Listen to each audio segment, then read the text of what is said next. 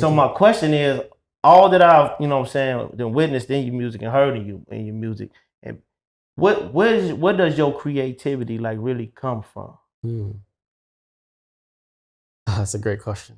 I've been reading this book this month and for the last couple of weeks, really, called The Creative Act. Probably heard of it. Maybe. What's it called? The Creative Act. Okay. I can tell you the author later, but he's like a famous engineer, a famous musician, producer.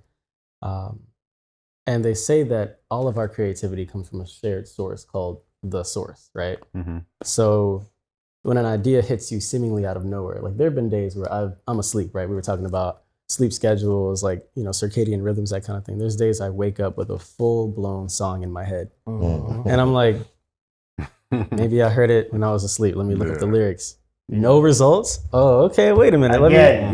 This is a new hit. So there have been a couple songs that people have probably heard that I didn't even come up with. Like, I cannot recall sitting down in my dream head and being like, all right, got a new whip, to use that one as an example. Right. And, she's four, so it's just like, they came out of nowhere, seemingly. It was random, seemingly. And in the book, The Creative Act, they call that apparent randomness. So to you on the surface, it seems like it's coming out of nowhere, right? But it's coming from something that you're tapped into. And some people may call it God, some people may call it the universe, you may call it source, whatever. But I think that it just comes from the world.